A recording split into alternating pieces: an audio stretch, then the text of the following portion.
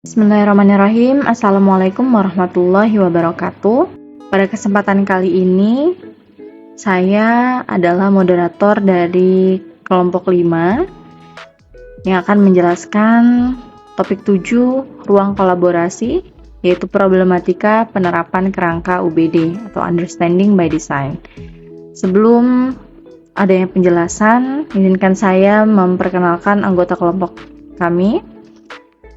Yang pertama ada Elinda Dwi Kusuma, kemudian ada Nur Hasanah, kemudian ada saya sendiri, Kotrati Nada, ada Rosa Safarizkia, ada Rani Yulia Dewi, ada Kori Nur Aini, dan yang terakhir ada Sekar Ayu Anggraini. Baik, selanjutnya langsung saja akan dijelaskan oleh rekan-rekan saya. Baik, selanjutnya yaitu mengenai pengertian Understanding by Design. Understanding by Design menurut Wiggins dan McTighe merupakan sebuah pendekatan pembelajaran yang meningkatkan pemahaman secara mendalam dan keterlibatan siswa.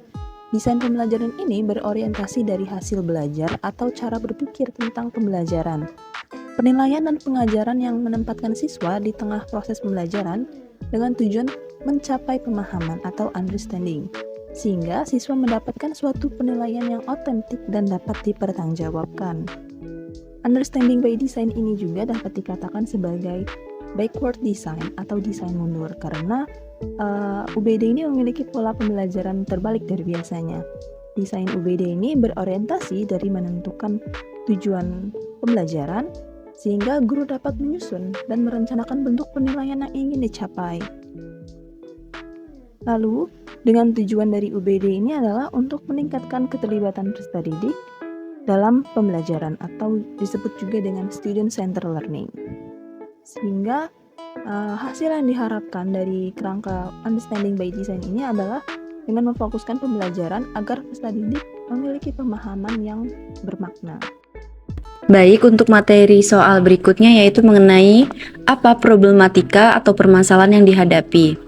Menurut kelompok kami, untuk problematika atau permasalahan yang dihadapi dalam UBD yaitu UBD dimulai dengan tujuan utama yaitu pengembangan dan pendalaman pemahaman peserta didik dalam hal ide-ide besar dan bertahan lama dalam disiplin akademik.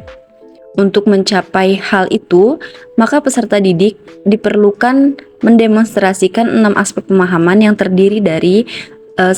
Kapasitas untuk menjelaskan, yang kedua menafsirkan, yang ketiga menerapkan, yang keempat mengubah perspektif, yang kelima memiliki empati, dan yang terakhir yaitu menilai diri sendiri. Baik, selanjutnya, permasalahan penerapan kerangka UBD sebagai siswa. Yang pertama, masih banyak peserta didik yang mengalami kesulitan untuk mengikuti pola UBD ini.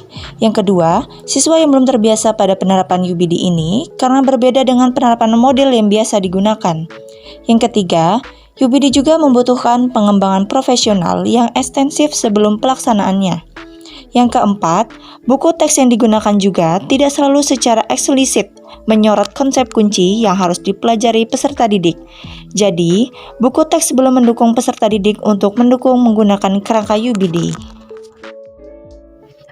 Untuk menghadapi permasalahan yang dikarenakan keterbatasan sumber buku teks yang disediakan oleh pemerintah untuk sekolah, maka solusinya yaitu pertama, guru harus mampu mengembangkan perangkat pembelajaran yang lebih sesuai dengan kebutuhan peserta didik.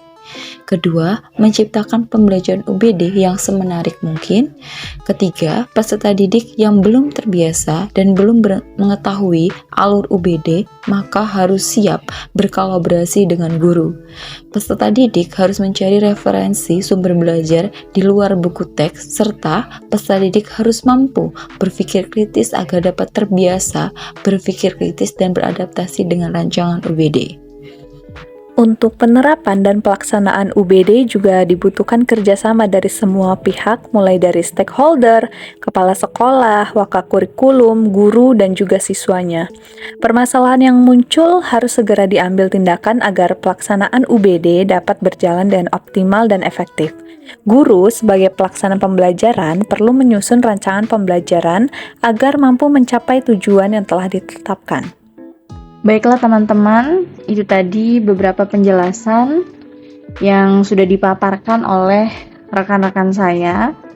Itu tentang problematika penerapan kerangka UBD. Baik, mungkin hanya itu yang dapat kami sampaikan. Mohon maaf atas segala kekurangan. Terima kasih atas perhatiannya. Wassalamualaikum warahmatullahi wabarakatuh.